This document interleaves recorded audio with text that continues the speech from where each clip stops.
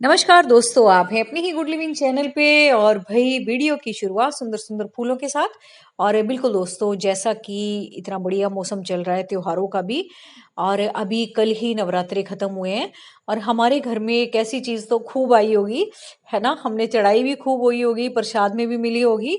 और वो है दोस्तों हमारे नारियल, जिसको कि आप बड़े आराम से उगा सकते हैं, चाहे वो आपको छिला हुआ भी क्यों ना मिला हो। अगर आपके पास काफी सारे इकट्ठे हो गए हों तो भी आप उसको छील के नए नारियल उगा सकते हो।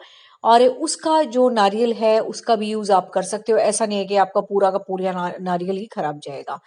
तो ये भी दोस्तों मैं प्रसाद के लिए लाई थी, छिले छिलाए लाई थी। क्योंकि ठीक से रेट में मिल जाए फिर हम दो चार ले ही लेते हैं। तो दो काम आए, दो मैंने इस तरह से पोलोथीन में पानी में डिप करके ये रख दिए थे एज एक्सपेरिमेंट करने के लिए, कि नारियल भी हमारा काम आ जाए और ऊपर से उगाने के लिए भी हमारे पास कुछ ना कुछ हो। और हम सबको पता है दोस्तों, कोई भी चीज हो उसका बीज तो जरूर होता है और वो उगती भी सीड से ही है। तो बस मैं यही देख रही थी कि इसको किस तरीके से आसानी से उगाऊं कि ये खाने वाला पोर्शन भी हम खा लें और जो इसका सीड है ना वो हम आसानी से रिमूव करके और उसका एक प्लांट भी तैयार कर लें। तो ये सीड तो वैसे दोस्तों जब हम नारियल एकदम लेके आते हैं ना, हमें खाते वक्त भी पता नहीं लगता। इसका इतना छोटा सा दाना होता है, कई बार आ जाता है हाथ में, कई बार नहीं भी आता खाते वक्त। तो इस तरह से अगर आप नारियल छिलवा के लाते हो, मोस्टली हम छिलवा के ही लाते हैं, है ना, इतनी मेहनत करते ही नहीं है घर में। और वेंडर्स खड़े रहते हैं छीलने के लिए और बड़ी आसानी से बहुत जल्दी छील देते हैं वो।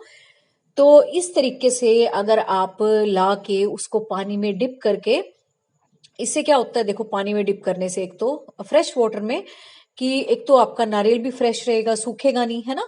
और ऊपर से दोस्तों जो ये गिरी है ना इसकी, ये फूल जाती है जहां से इसकी जर्मिनेशन होनी होती है ना। जैसे कि हम पूरा नारियल कई बार खराब कर देते हैं उगाने के चक्कर में।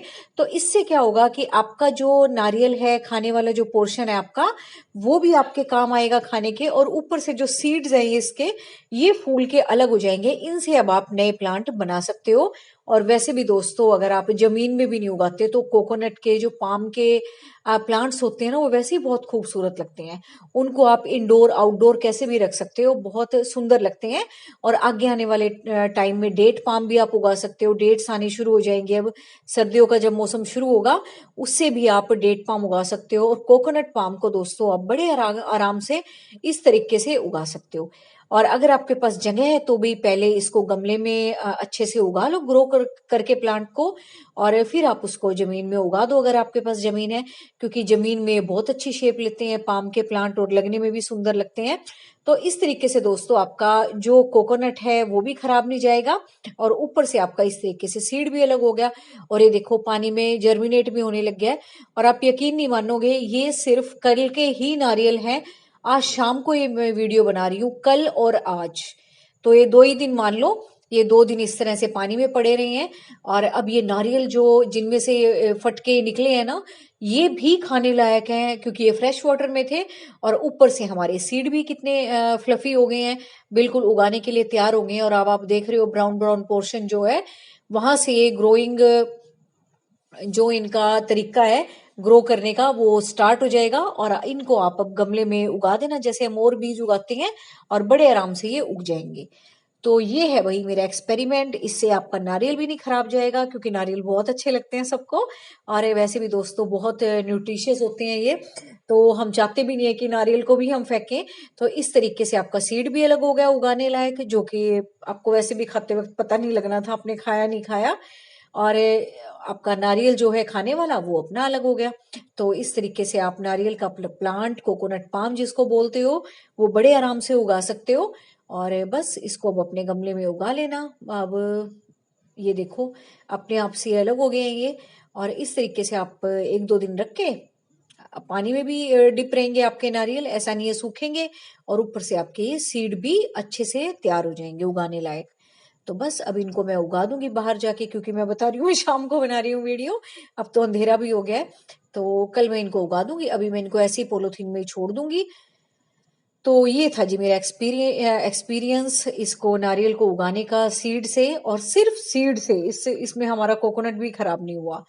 और जो मैंने अभी पहले वीडियो बनाई थी इस प्लांट के ट्रीटमेंट के ऊपर, वो भी आप देख लेना कि कैसे इस पे अटैक हो गया था, इन्फेक्शन हो गया था इसको, और कैसे मैंने इसको बचाया और किस तरीके से मैंने इसका इलाज किया। अभी मैंने वो वीडियो बनाई है, वो भी आप देख लेना।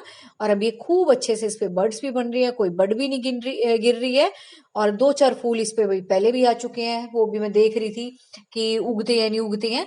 तो अब मुझे लग रहा है कि पूरी अच्छे तरीके से इसका इलाज हो चुका है और अब ये शेयर करने लायक वीडियो था। तो आप ये वाला वीडियो भी जरूर देखना जो मैंने बनाया है कि इसका ट्रीटमेंट मैंने कैसे किया। तो उम्मीद है मेरा एक्सपेरिमेंट और मेरा जो आइडिया है आपको अच्छा लगा होगा, है ना। आम के आम गुठलियों के दाम, वही वाला काम हो गया हमारा, है ना। सीड से हम नया प्लांट भी उगा लेंगे। और ये मौसम भी दोस्तों ऐसा है कि मौसम क्या, त्योहारों का मौसम गया है। अभी नवरात्रों में वैसे ही नारियल चुन्नी वगैरह हम चढ़ाते हैं, हमें प्रसाद में मिलता है जब हम मंदिर में जाते हैं। तो इतने सारे हम खा भी नहीं सकते और खाते भी हैं दोस्तों, अच्छे भी लगते हैं। तो उससे ऐसा भी तरीका होना चाहिए कि हम प्लांट भी उगा लें। तो बस ये तरीका, ये आइडिया आप मुझे कमेंट करके बताना आपको कैसा लगा। और अगर आपके पास नहीं है तो आप कोकोनट पाम को बड़े आराम से इस तरीके से उगा सकते हो। और गमले में भी दोस्तों बहुत सुंदर लगते हैं ये।